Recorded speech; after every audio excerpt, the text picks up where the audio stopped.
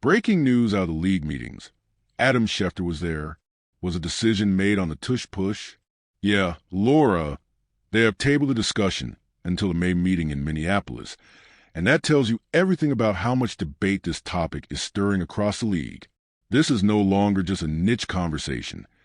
It's a major point of contention that has gained significantly more traction than many, including the Eagles, anticipated. Initially, it seemed unlikely that opposition to the play would reach critical mass. But here we are, with enough teams raising concerns that the league has decided to delay a decision. However, banning the Tush push is no small feat. It requires approval from at least 24 teams.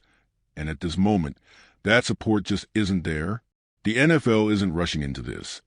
Instead, the league is carefully evaluating potential injury risks and looking to be proactive rather than reactive. They want to prevent a major injury from occurring on this play before taking any drastic action. Discussions will continue, and this topic is far from settled.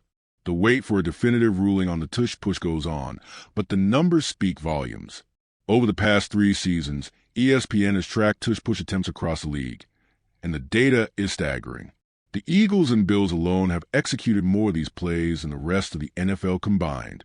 Not only that, but they've also been significantly more efficient at converting these plays into first downs or touchdowns, succeeding a remarkable 86% rate, compared to the rest of the league's 72% success rate. Philly, always one to embrace the moment, had some fun with the news, posting a playful hand-to-peach emoji on social media. And honestly, I like it. We're starting the show with some spice today. Joining us now, we have Tim Hasselbeck, Ryan Clark, and, of course, Adam Schefter. RC, where do you stand on the Tush push and the possibility of banning it? Well, look, this is the way I see it. Before these meetings, I didn't think this conversation would gain this much steam, but here we are. And let's be real, not every team in the NFL even attempts the Tush push. I'd argue that less than half of the league actively uses it, which makes it easier for teams that don't run the play to vote against it. Why? Because they can't stop it. Instead of figuring out how to counter it, they'd rather see it removed from the game entirely. But if we're going to have this discussion, show me the data. Show me evidence that this play is causing significant injuries at a higher rate than other common football collisions. Because if you can't provide that, then this isn't about players' safety. It's about teams struggling to defend a play and looking for an easy way out. And let's not act like this is some unprecedented situation. Are we going to outlaw every instance of a player being pushed forward? Are we banning the traditional goal line push or the quarterback sneak where linemen help drive the pile? This feels like a slippery slope. The reality is, defenses need to adapt rather than legislate the play out of existence. Tim, you and I have known each other for 20 years now? I don't think we've ever agreed more than we do right now. It's insane that we're even having this discussion. Where's the injury data? When the league made significant changes to the kickoff, it was because there was extensive research showing the dangers of high-speed collisions. That process took years of study and debate. And now, just because 2 teams have figured out how to maximize a short yardage play, we suddenly want to eliminate it? This is absurd. I get that it's not the most visually exciting play in football, but guess what? Neither is the quarterback kneel, and we're not banning that either. And let's address another underlying reality. Some executives simply don't like the aesthetics of the play. There's a belief among certain front offices that because the Tush push isn't a traditional football maneuver, it shouldn't be part of the game. But removing a play purely because it isn't visually appealing, that's a dangerous precedent. This debate isn't going anywhere, and in May, expect it to heat up even more. But let's shift gears for a moment. There are major rule changes coming in 2025 that go beyond the Tush push. One of the biggest changes? Both teams will now be guaranteed a possession in regular season overtime, aligning with the postseason format. The 10-minute overtime period remains unchanged, but now each team will have an opportunity to possess the ball, eliminating a scenario where a team wins outright on the first possession without the opponent ever getting a chance. Another significant change, the NFL's replay assist system has been expanded. Now, officials can overturn flags for hits on defenseless players, face mass penalties, horse collar tackles, tripping, and more.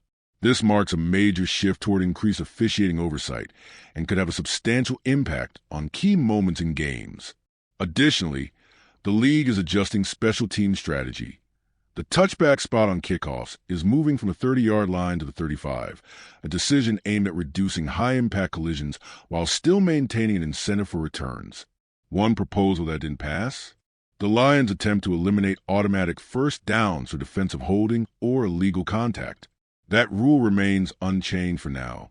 However, the NFL is introducing cutting-edge technology for first down measurements. The traditional chain gang is being phased out, replaced by an 8-camera Hawkeye system, similar to the technology used in the UFL. While this won't eliminate controversial spots, it will drastically speed up the measurement process and reduce human error. And speaking of changes, let's talk about the Cowboys and their approach to the NFL draft. Brian Schottenheimer, speaking at the league meetings, was candid about Dallas draft philosophy. "You're always looking for game changers," he said. "When you're picking 12, you don't want to be picking that high again. You want guys who can influence the game, rush the quarterback, create turnovers, score touchdowns." RC, what should Dallas prioritize in the draft? Listen, I got to hang out with Schefter last night. VIP treatment and all, long as I carried his phone and backpack. But when I talked to Schottenheimer, the biggest question was, who's going to complement CD Lamb?